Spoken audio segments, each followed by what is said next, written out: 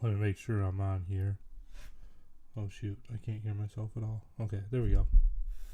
Now I can hear myself. Let's see.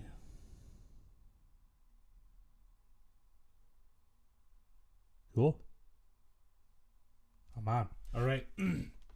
Uh-oh. It's frozen.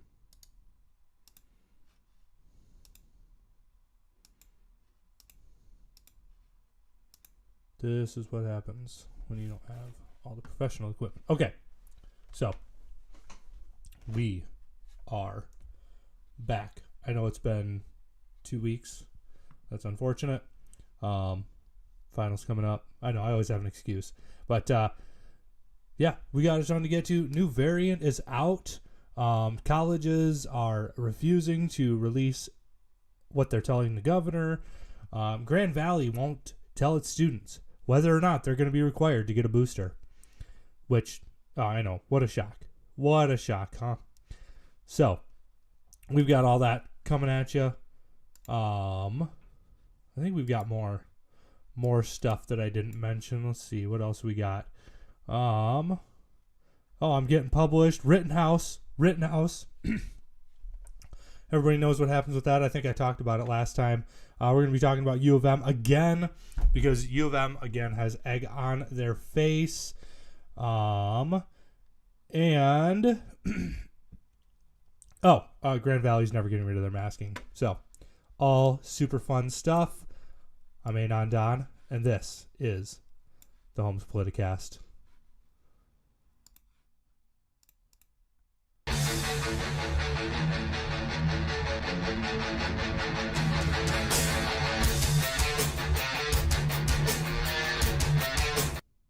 All right. Awesome. I love having a cool opener. For those just listening, I've got a whole bunch of video now that it's fun. Anyway, we're just going to jump right into it because I think I'm going to go around and visit some hospitals today. Yeah, so we'll see about that. Because of this, half of all ICU beds in Ottawa County occupied by COVID-19 patients. So we're going to read this. This was my first read through it because I just saw it like 10 minutes ago on Twitter. By the way, if you're watching the show, follow me on Twitter at Straight News Michigan. That is where I do a lot of sharing and opinions and all that stuff. So, Michael Kranz has written this article. Grand Haven, Michigan. Let's dive in. Just over half of all intensive care units, ICU, beds in Ottawa County are occupied by COVID-19 patients in a situation health officials say is bordering on dire. Who's the health official? I want to know. So that I can ask them what their opinion is on this. As cases continue to surge, of course there are many health officials that will say that. As cases continue to surge, confirmed and suspected COVID-19 patients also account for 36% of all inpatient hospital beds, according to Ottawa County Health data as of November 20th. He doesn't link the data so that we can see it. Let's see if I can find Ottawa County Health data.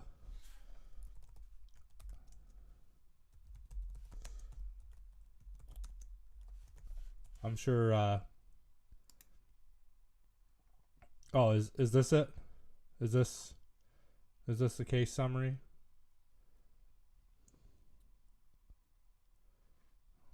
Includes all laboratory confirmed and probable cause ever reported in Ottawa County. Includes all cases that have ever been hospitalized for COVID-19 or COVID-19 related complications.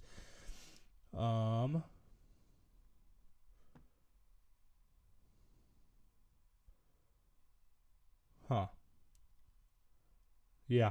So I believe this is the measurement he's using. Who knows though? He didn't link it. Great reporting there by MLive. Love it. Good job. Is my video is frozen again? Dang it. Of course it is. Okay, here we go. So every time I switch my scene, my video goes out. That's fun. We're talking about about 52% of all ICU beds are occupied by confirmed and suspected COVID-19 patients. Those figures have continued to rise since late October, early November. We're talking about one condition, COVID-19, sucking up 30% or more of the hospital beds in our community, said Daryl Glasshauer, senior epidemiologist at the Ottawa County Department of Public Health. The situation is not just challenging, it's bordering on dire. Ottawa County data shows that 79% of all inpatient hospital beds are occupied as of November 20th, both by COVID and non-COVID patients. About 86% of all ICU beds are occupied. I'm going to go through and confirm this. I'm going to find out actually where this... so Daryl Glasshauer doesn't even work at a hospital. He works at the Ottawa County Department of Public Health, which... I mean, if you're listening to this show, you don't care what the Ottawa County Department of Public Health says. They're just a bunch of goons up there in the government doing what government people do, looking to oppress us. So their data shows that 79% of all inpatient hospital beds are occupied, and about 86% of all ICU beds are occupied. Now, I seem to remember that hospitals generally function at about this capacity, but, whatever. So the COVID cases are exploding, and hospitals have about the same amount of people in their beds, like healthcare systems in other counties. Let's see. What are other counties? Oh, Kent County. Yeah. The one right next door to me. I go around and I see everybody just living their lives and not particularly worrying about COVID, but we'll believe the newspaper and we'll be very scared. Glasshauer said hospitals in Ottawa County are additionally struggling because of staffing shortages on top of the influx of hospitalized COVID-19 patients. Oh, you've got staffing shortages. I wonder why that is.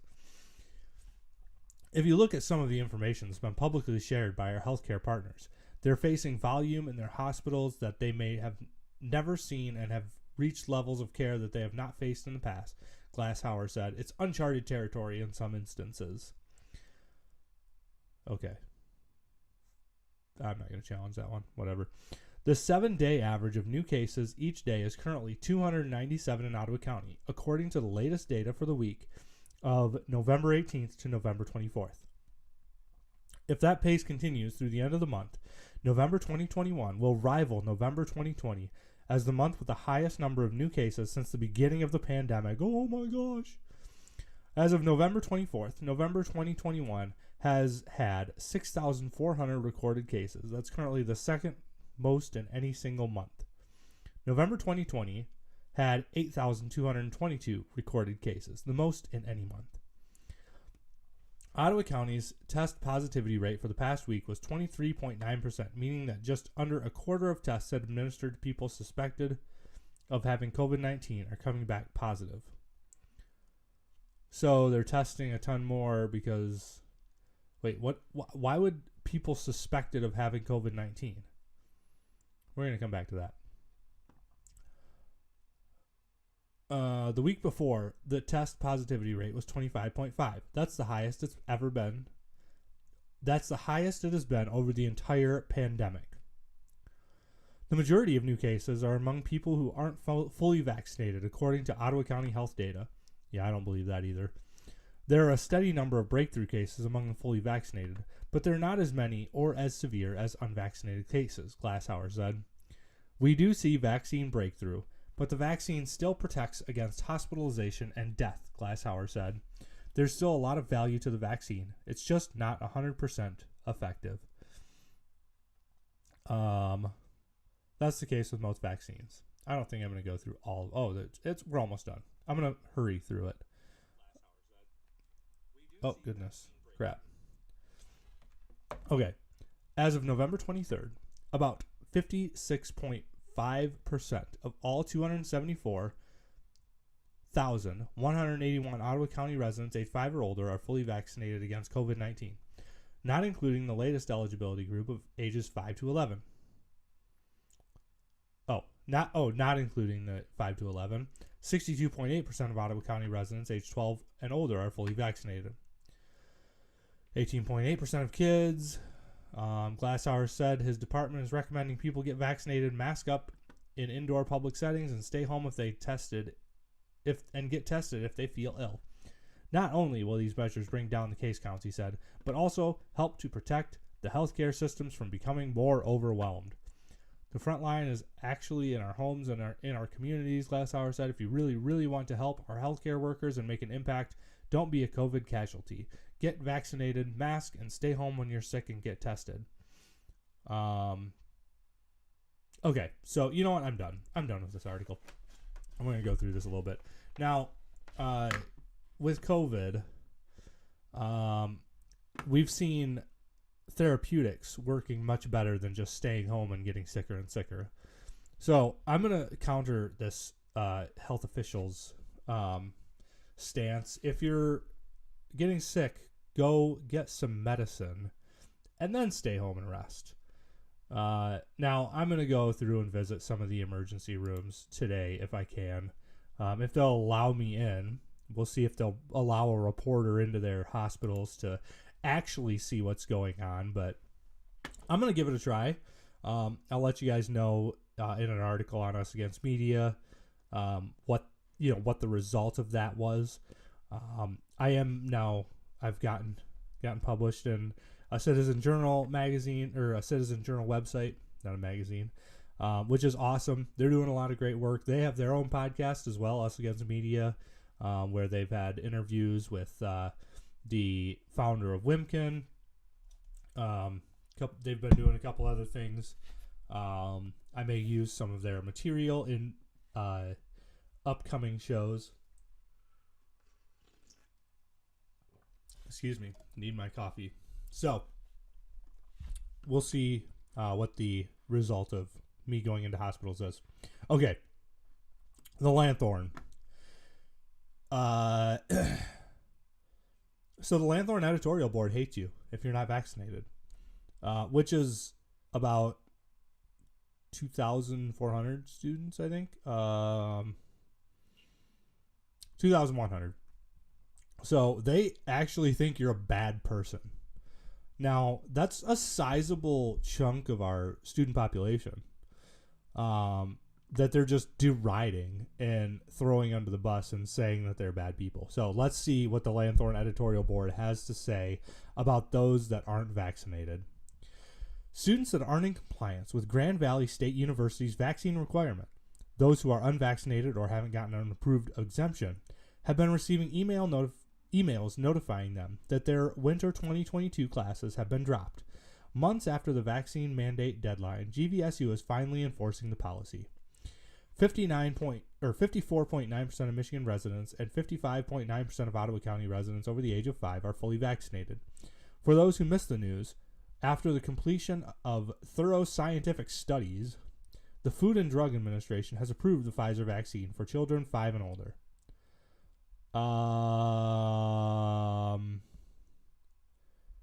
Yeah.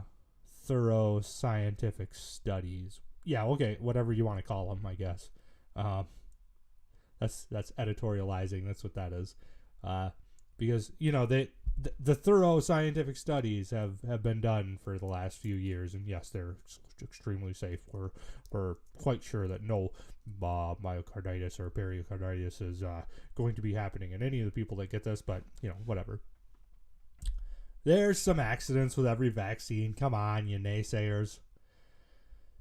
But those are unverified reports because apparently legacy media doesn't deem those heart attacks sufficient enough to report because they go against Pfizer's wishes. So obviously I can't say that people are having heart issues from the vaccine because nobody's reporting on it.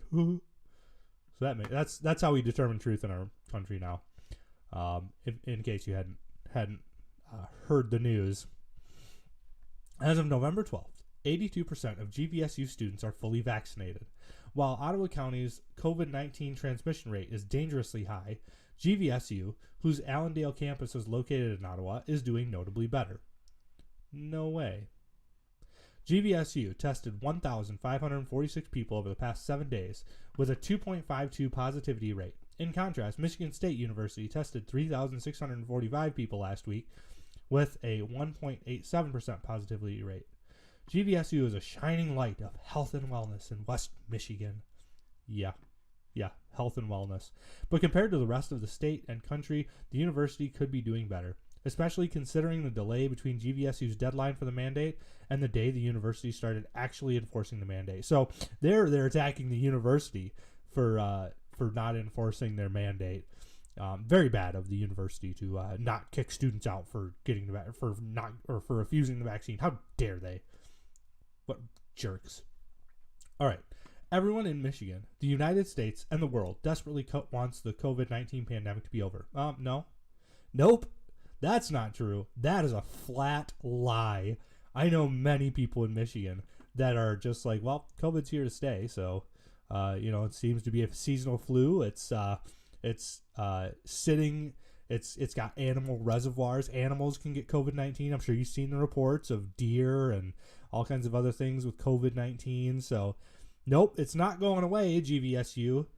But I'm a dangerous liar, and these people, they can just say whatever they want.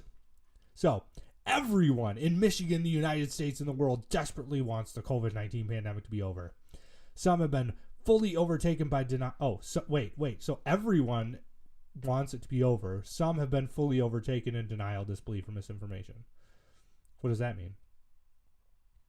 So everyone except for some. Okay. But there are people who still look at the data and see what they want to see. While it's nice that most students and faculty at GVSU are vaccinated, not all of them are. The university's positivity rate is lower than the country's, but it's fully possible to get it even lower. Is that all we care about? So we're not worried about educating you. We're not worried about training you for a future job. Our job is to get COVID positivity rate on campus down to 0. Okay. Also understandable is the discomfort that students, faculty, and university administrations feel when confronting people who are ignoring GVSU's health and safety guidelines. Confronting hard truths of non-compliant students and faculty is difficult for everyone to do. Because we come at you with facts and data, and you just sit there and squirm and force us to go through online venues and don't allow us to ask any questions, and that's probably why it's a little uncomfortable. See, people that have the truth on their side, people that aren't trying to scare the population with a fake pandemic, don't have a problem with others questioning them. So I noticed this whole thing with the Omicron variant. The news was like, oh, everybody's super worried about this. No, not everybody's super worried about it. The news is making everybody worried about it. You're trying to make everybody worried about it. But if there was no reporting on COVID-19, nobody would notice that there was COVID-19. Nobody. Because I know quite a few people, most of them unvaccinated, upwards of 500 unvaccinated people. None of them are dropping like flies. So that's why GVSU is uncomfortable, because people like me who know a ton of people that are unvaccinated, they're just ignored. They're ignored, discounted, deplatformed, labeled dangerous. That's why. So confronting hard truths, already went there. Thankfully, GVSU does have a system to give its guideline backbone, but ultimately it's not about forcing people to comply with policy. Really, it's not about forcing people to comply with policy. Wow, they are in denial. Most people who aren't in compliance with GVSU's mandate take issue with the institution telling them what they have to do with their bodies. The mandate isn't about that, however. Are you sure? Really? Wow.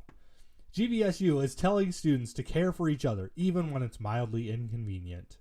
See, we're not forcing you to take a drug. We're forcing you to care about each other. It's way different. We're just forcing you to care about each other in the exact way that we tell you to do. The members of the GVSU community that followed the COVID-19 policy, not just because they're the rules, but because they're safe, smart decisions to make, are practicing higher level thinking. Wow, the denial in the editorial board is just crazy. They're practicing higher level thinking. Goodness gracious. And if there's anywhere to practice higher level thinking skills, it's at school. You know what? You're right. That's why we should probably have a debate on this. We should have an open discussion. We shouldn't be ignoring one entire side of the debate. By the way, only Democrats are pushing all this vaccine stuff.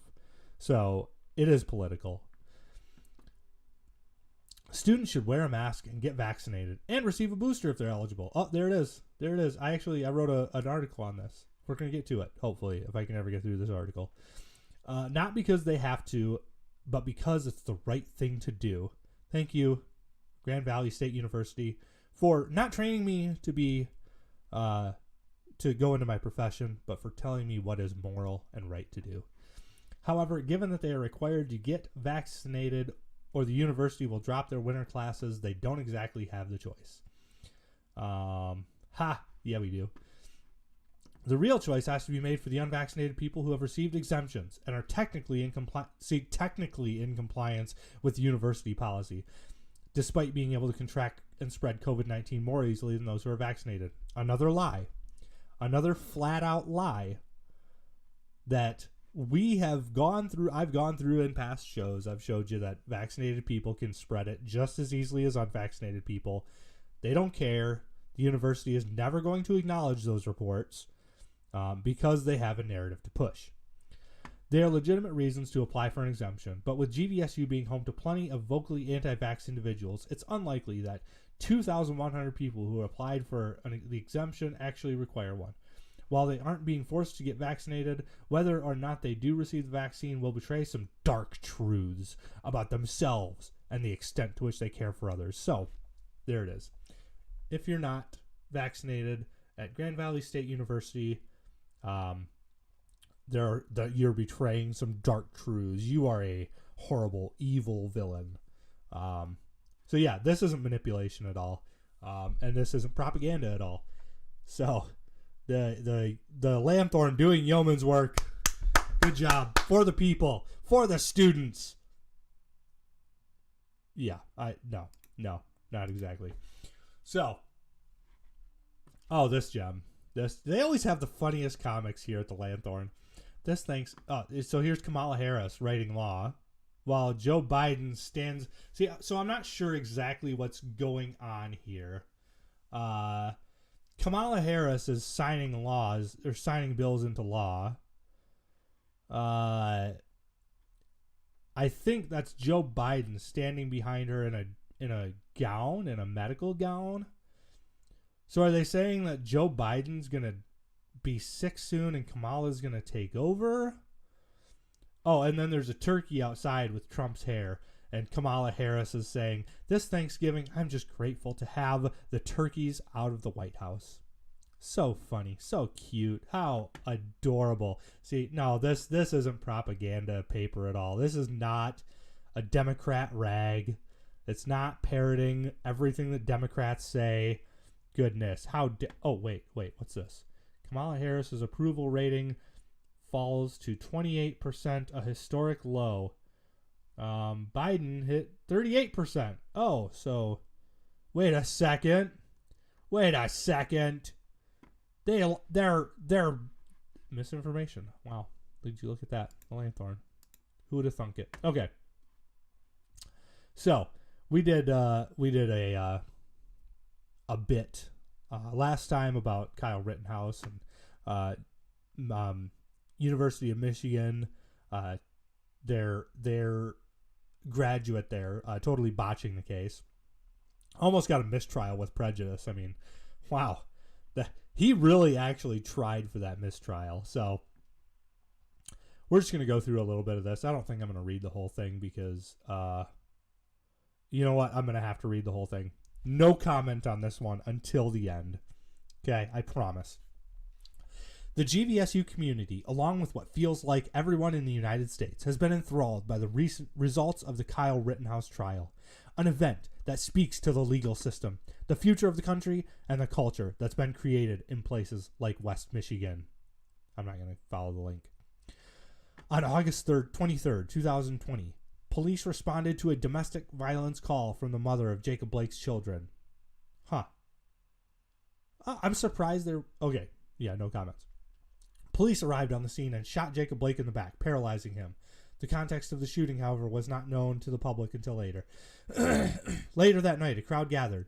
The tire of a police cruiser was smashed, a Molotov cocktail was thrown on the ground, and a divide started to form among the protesters. The next day, Tucker Carlson covered the events in Kenosha on his show on Fox using inflammatory language. This called the attention of several militia groups to the city, and Carlson's phrasing all but demanded extrajudicial civilian intervention. Yeah, that's quite the... Who wrote... Oh, the editorial board, of course. Vicky McKenna, a radio show host, pushed a similar narrative, and McKenna and Carlson weren't the only conservative commentators adding fuel to the fire. That day, Rittenhouse arrived in Kenosha at the home of Dominic Black, who bought and kept the gun that Rittenhouse would use in the shooting. On August 25th, Rittenhouse joined many groups of armed... Oh my goodness. I'm struggling. Joined groups of armed men patrolling Kenosha with the alleged purpose of protecting the city. Rittenhouse was isolated from his group and came across Joshua Rosenbaum, child molester, who approached Rittenhouse. Afraid, Rittenhouse shot Rosenbaum 4 times. He approached Rittenhouse? Wow, they did not watch the video. Afraid, Rittenhouse shot Rosenbaum 4 times after Rosenbaum threw a shopping bag at Rittenhouse, which contained toiletries. A group of people approached Rittenhouse, and he stumbled. Again, approached Rittenhouse? They were smacking him with a freaking skateboard. What the heck is wrong with these people? And he stumbled. Why did he stumble? Why did he stumble, Lanthorn editorial board? These people are just such liars. The crowd converged, and Anthony Huber swung a skateboard at Rittenhouse. At least they said it. Gage Grosskreutz reached for his handgun, and Rittenhouse shot them both, killing Huber. Grosskreutz was the only survivor of the shooting. 15 months later, Rittenhouse was found not guilty on all counts, cleared on 5 charges: first-degree reckless homicide, 2 counts of first-degree reckless endangering of safety, first-degree intentional homicide, and attempted first-degree intentional homicide. According to David Shaper in the NPR interview, the defense stuck to the argument that Rittenhouse was acting in self-defense, while in the prosecution argued that Rittenhouse was acting recklessly and arrived in Kenosha with the intent to do violence. Shaper explained that the crucial part of defense was Rittenhouse's ability to present himself as an average teenager. Reactions to the entire ordeal have been mixed. The Proud Boys, classified as a hate group by the Democrat Law Center, quickly endorsed Rittenhouse actions. Tucker Carlson took his side as well. My gosh, do they have anything to do but attack Tucker Carlson? He's literally the only conservative with a spine. Jennifer Rogers, in an opinion piece from CNN, argued in...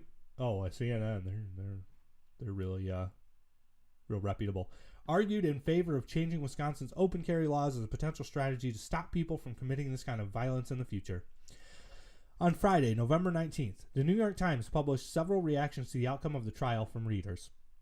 A running theme throughout those letters: many believe that Rittenhouse invited conflict by coming to Kenosha and openly carrying an automatic rifle. Nothing about, the rioters, they didn't invite conflict.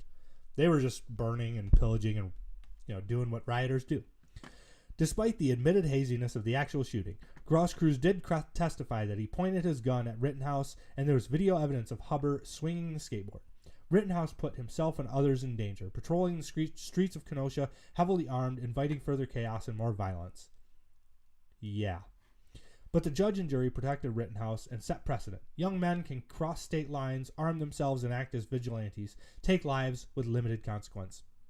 Rittenhouse isn't special. Many white men in his generation, the same generation as many students in the GVSU community, share his beliefs and his resources. Those people who are reared and socialized in places not unlike West Michigan have now been armed with the knowledge that this behavior is permissible.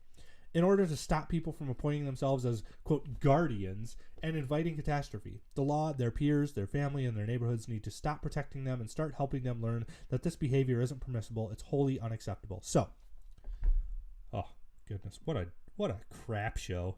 The Lanthorn editorial board literally could not be more wrong. So we went through the case last week.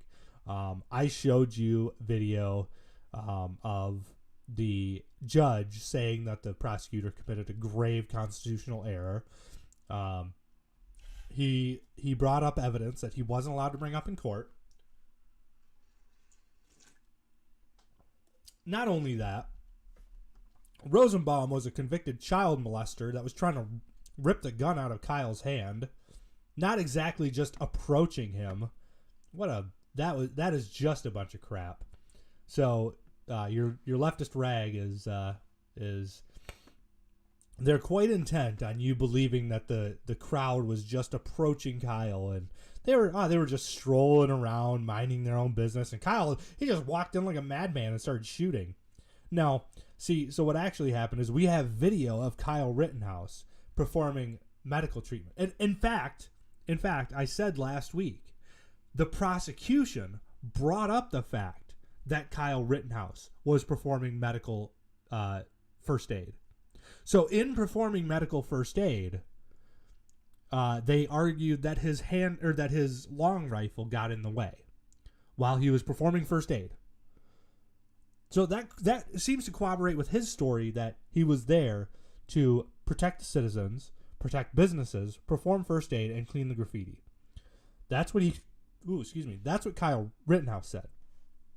That's why he was cleared on all 5 charges. Because he was there as a good citizen, he was there defending himself legally, and he was attacked by a bunch of felons. Now, I'm not surprised that the Lanthorn doesn't report that they were all felons, that one of them was a child molester, that Gross Cruz, I'm pretty sure he was a felon as well, shouldn't have had a gun, that Gross Cruz pointed his gun at him. So the fact that they say that his behavior isn't permissible, it's not permissible to go and defend your father's town that you spend a lot of time in, the town in which you work, the town in which you know many of the people there, that is currently being pillaged and burned. Yes, young men of our generation, you need to know that if your town is being burned and pillaged, you should just sit by and let it happen. That's the story from the Lanthorn. That's what they want you to take away. And that's why I exist, because media lies. Okay. So, us against media that's exactly what what I've been trying to do, and except they do it better.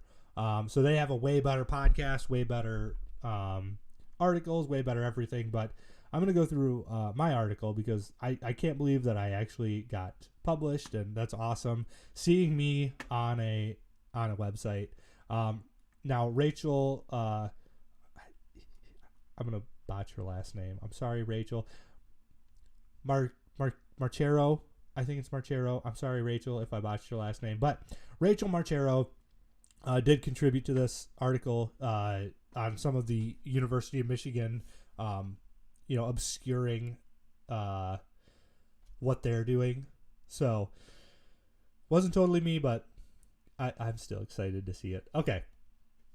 So, universities have lacked transparency about what they are going to be requiring since the start of the 2021-2022 school year. The most prominent University of Michigan, was the first to demand that students take the then EUA, Emergency Use Authorization, vaccine from either Pfizer, Moderna, or Johnson & Johnson. Now, I want you guys to remember that when the vaccine came out, it was Emergency Use Authorization. They mandated an Emergency Use Authorization vaccine with the assumption that it would eventually be cleared by the FDA.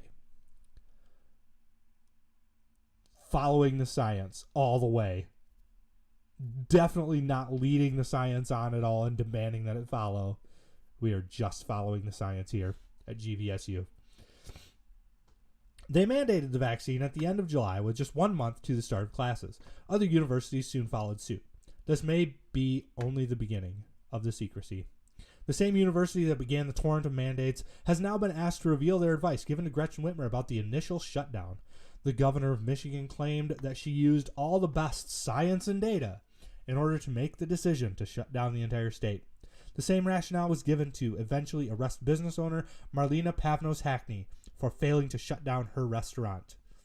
How dare she? She flees from Poland, she flees from oppression, and she has the audacity to open up her restaurant. How dare she? We continue.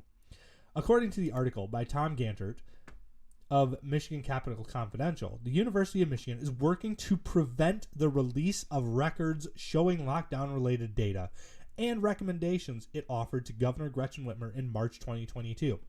The Mackinac Center for Public Policy released heavily redacted email correspondence between the University of Michigan and the governor's office. You can tell which ones I hyperlinked and which ones she helped me with.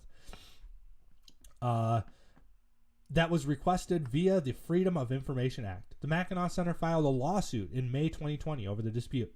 See screen captions of the emails it has received. It's pretty obvious they're withholding information. So if you're just listening on podcast, you go on here and you look. They've got black lines through just about all of the email. They've got like literally the entire email. New online dashboard provides COVID-19 risk and trend data help inform Michigan Safe Start plan. So that's the subject. And then the entire email is blacked out. New online dashboard provides COVID-19 risk and data trends help inform Michigan Safe Start plan. The entire thing is blacked out. That's with all of them. Oh, wait. There's one that's not blacked out. It says we've got per the media release below, we wanted to pass along the ADA report attached to your teams as MDHHS and LEO are mentioned as partners on the dashboard. Oh, and then black. So, University of Michigan is hiding a lot. Interesting. So, now we have reports of waning efficacy of the vaccine from the CDC.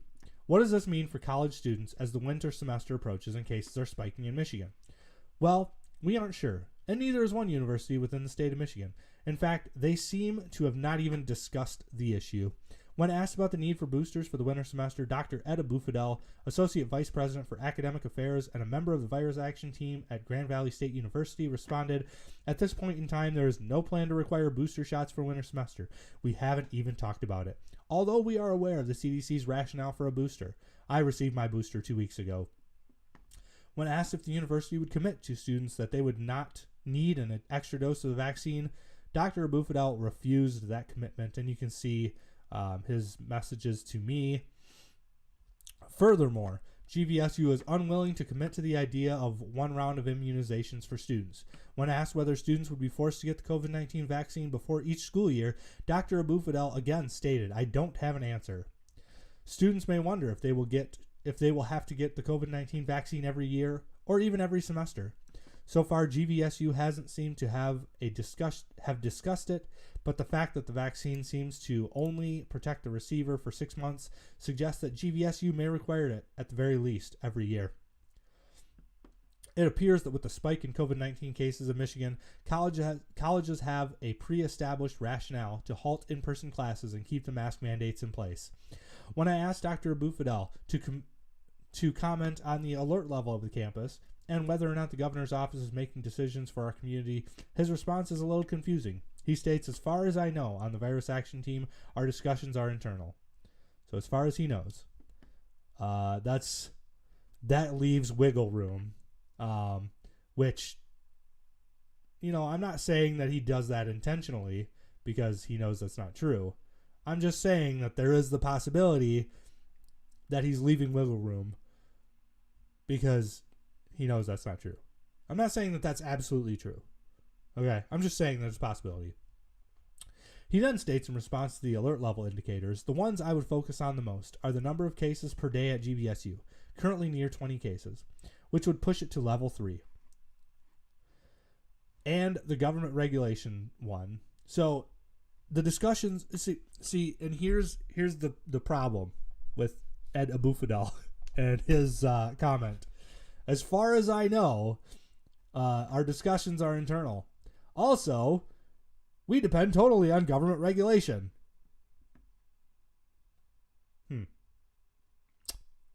Okay. For the latter, unlike last year, there are not any hard orders from our county or state to affect our functioning currently. We moved to level 3 last fall in conjunction with Ottawa County's stay-at-home orders. Will there be new orders from the governor soon? Well, will there be, Ed? We don't know. While the governor isn't directly in control of the universities, her opinion on the subject is of higher importance than many other indicators, including vaccination rates on campus. Universities have all the justification they need to raise the alert level. We still wonder about the science and data Governor Whitmer is using, and hopefully UofM will release that data soon, and we will see some justification of the measures taken by Grand Valley State University. So, that's my article. I loved writing it and having it. Here's just vaccine protection against COVID-19 wanes over time from CNN. In case the lefties are concerned that I'm, misinforming somebody on this. Definitely, not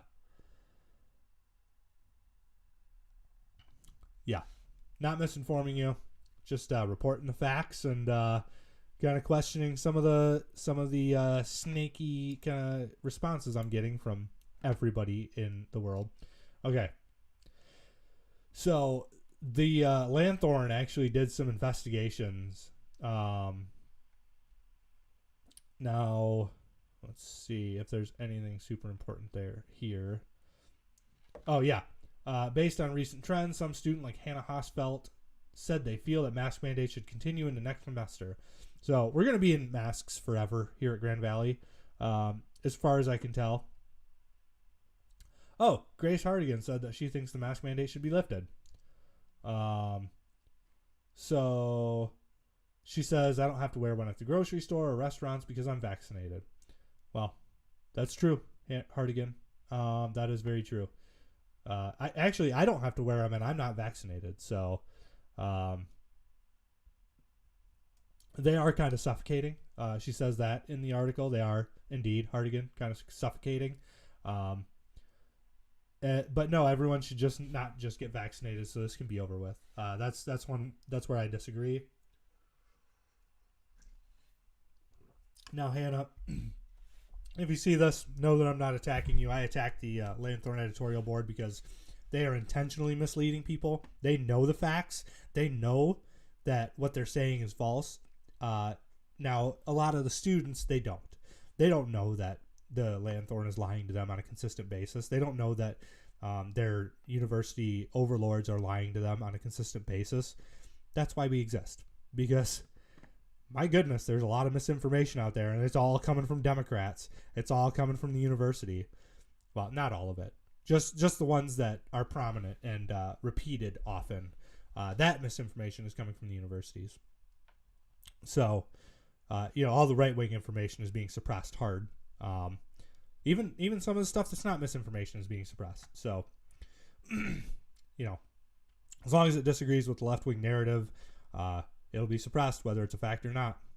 So, Hannah, no, everyone should not just get vaccinated so this can be over with. Everyone should just get over it. Stop worrying about it. Now, I would ask Hannah, how many people do you know have gone to the hospital for COVID-19? I would say it's a very small amount. I know upwards of 600 people. Okay. And the most that I've heard is a person I know knows a person that had to go to the hospital for COVID. They are now out. They are doing much better. Nobody that I know personally, and all those 600 people that I know, all of them are unvaccinated. So, based on my own experience, which, should inform us more than some nameless and faceless person that the media gives a name and a face and then shoves under our nose. Look at your own surroundings. Look at how people are acting around you. Make a determination from that. Now, I'm going to be trying to get into some hospitals here today. We'll see what's going on in some of the hospitals in Ottawa County. See how off MLive is on their estimations. But for now, it's pretty sure that we're going to be in masks next winter or during the winter. I mean, COVID's going to spike. I don't know. Maybe it goes away and the levels go down again. It's seasonal, so it's going to spike in the fall. It may last through the winter. I don't know. Last year, I don't think it did. I think it dropped off in like December, January. It was just like right when it got cold. So we'll see if that happens. Maybe they just arbitrarily raise the alert level anyway, because who knows? It's mostly dependent on what the government does. So there's that. And then, of course, World Health Organization called special meeting to discuss the new COVID variant found in South Africa with a large number of mutations. So we got a large number of mutations now. Now, if you've watched this show for any length of time, you know that I called it. They're just going to keep on having mutations. They're just going to keep on having variants until, they've got total control of you. They'll lock you in your house. They'll put a mask on you. They'll stick whatever drug they want in you. It's a brave new world we're living in, and I'm excited to see it. All right, that is all the time that we have for today. Guys, thank you so much for joining me. Remember to subscribe on YouTube. Hit that like button. Subscribe on Twitter. That's where I'm most active. But if you want to know when the show is, just at me. When is the show, and I'll let you know. And until then, or until the next show, I will see you. Please try and keep the world from burning down. Keep the university from having total control of you. I'm Anon, and this is the Homes Politicast.